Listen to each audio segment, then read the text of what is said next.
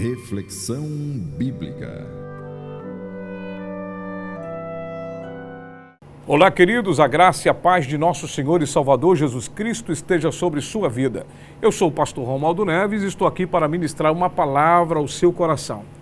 Estamos ministrando uma série sobre a vida de José e o título desta ministração são as 6 provações de José.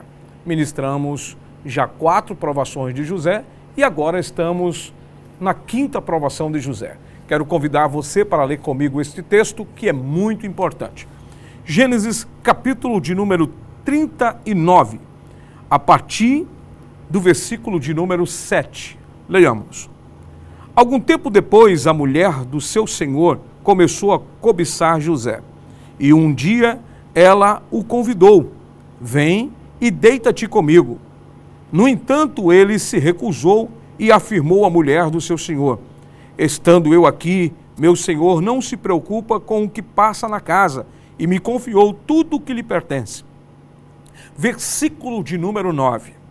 Ele mesmo não exerce nesta casa mais autoridade do que eu, porquanto nada me negou, a não ser a senhora, pois é esposa dele.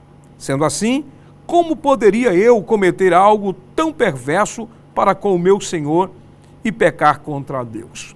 Versículo de número 10. Porém, todos os dias ela insistia que ele se deitasse com ela, mas José se recusava e fazia o possível para se manter longe da presença dela. Apesar dos esforços de José, olha o que aconteceu. Versículo de número 11. Ora, certo dia, José veio à casa para fazer serviços, e não havia na casa nenhum dos domésticos. A mulher o agarrou pelo manto e voltou a apelar: vem e deita-te comigo.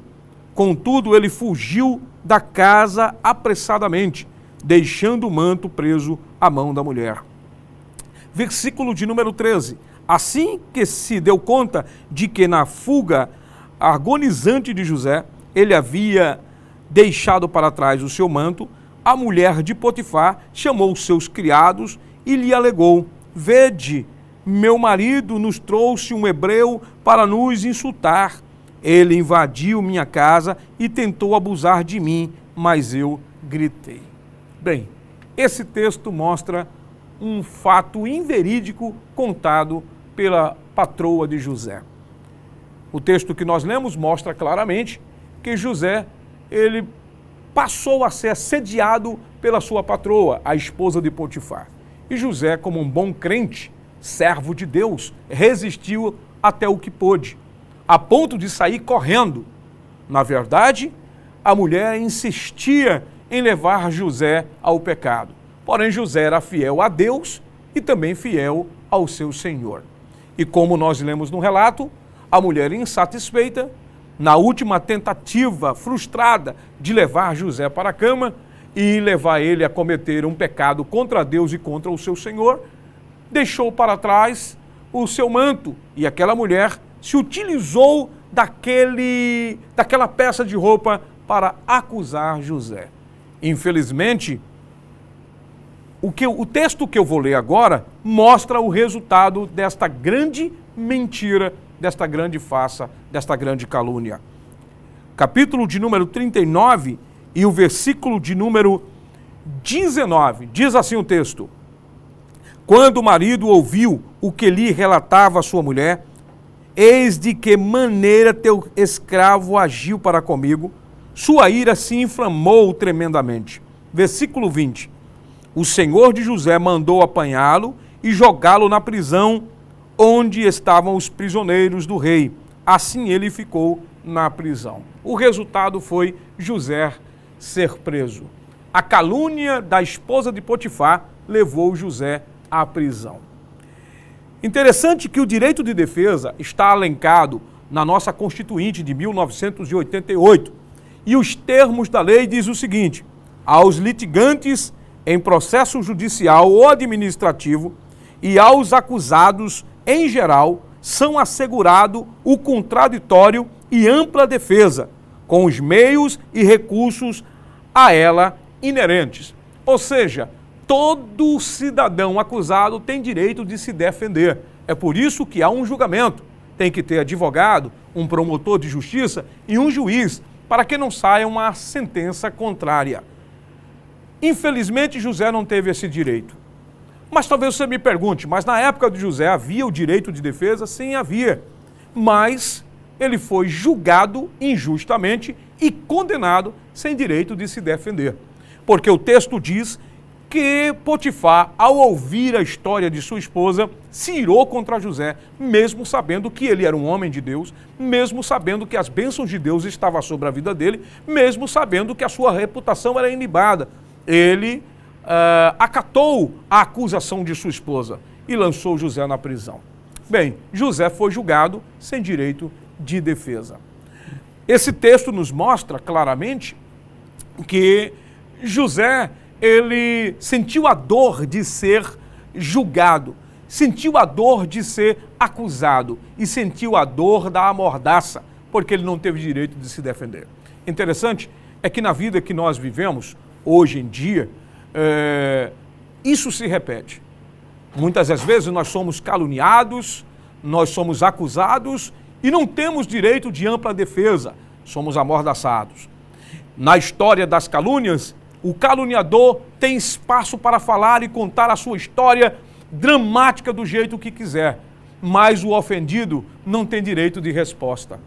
O ofendido, ao tentar se pronunciar e se explicar, vai sempre ouvir, não precisa falar nada, não precisa dizer nada, a minha vida é a minha, a sua é a sua, você não precisa me dar satisfação de nada. Mas aquela mesma pessoa parou para ouvir a acusação nos mínimos detalhes. E é sempre assim, os acusadores, eles têm lugar para sentar, mesa onde podem dialogar e comer alguma coisa, e tem espaço para contar a sua versão. Já o injustiçado e caluniado, ninguém quer parar para ouvir. Por isso, José acabou na prisão sem direito de defesa. Eu quero trazer isso para os dias atuais. Quantas pessoas não estão sendo julgadas e sentenciadas sem direito de se defender? E quando a situação vem à tona, que a verdade aparece, a pessoa já sofreu. Existem pessoas com traumas irreversíveis, estão passando por depressões, estão passando por momentos de ansiedade, porque não tem direito de se expressar. As pessoas falam, caluniam, e o indivíduo não tem direito nem de dizer a sua versão. Eu li uma história que me deixou pasmo. A história de um pastor.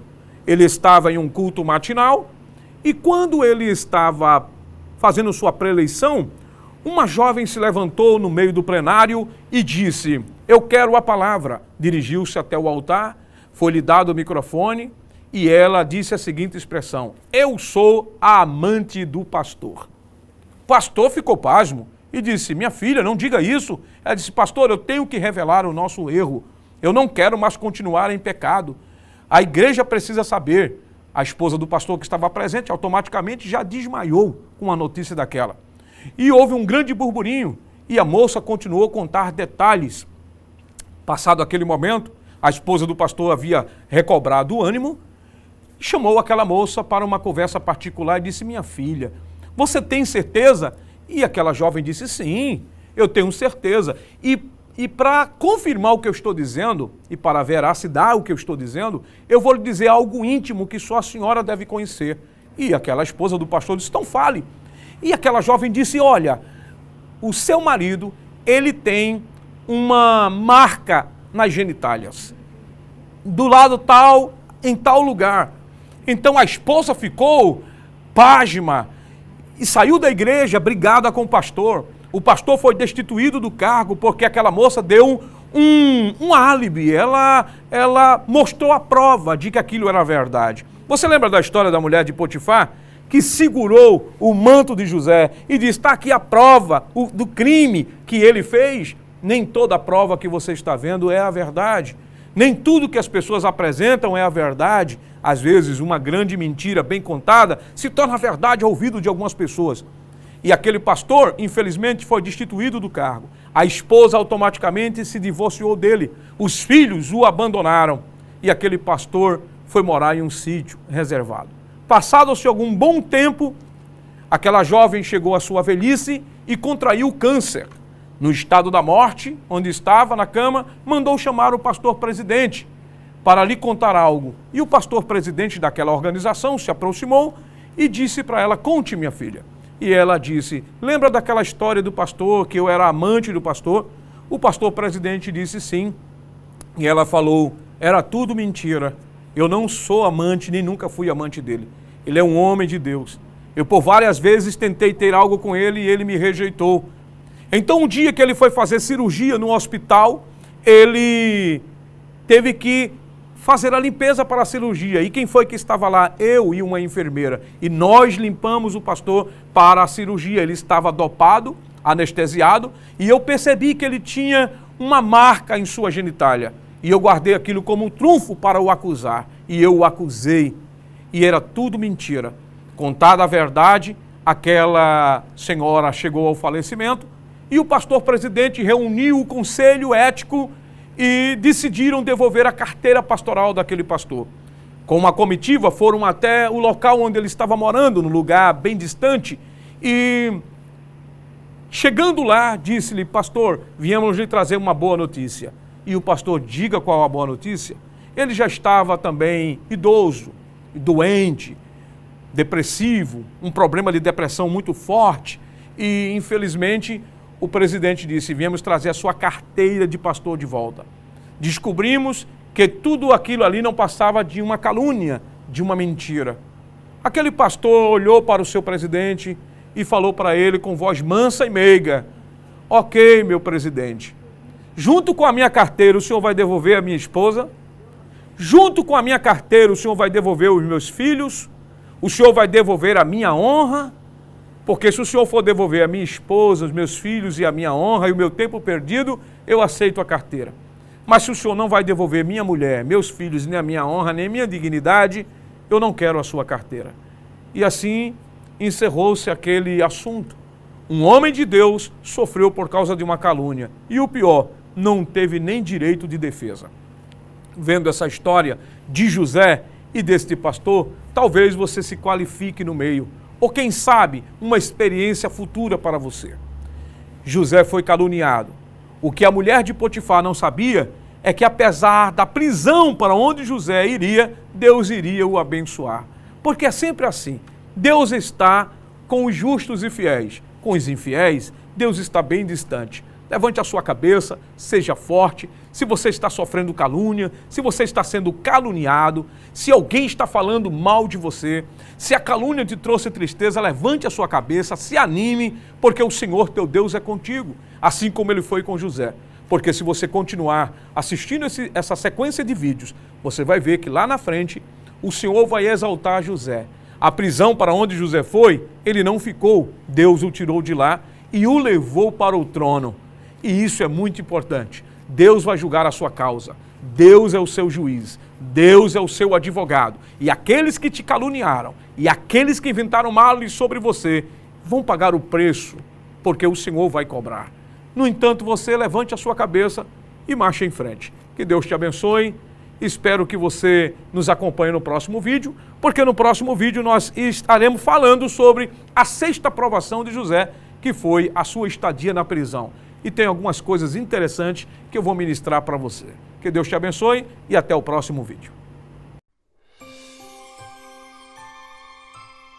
Reflexão bíblica.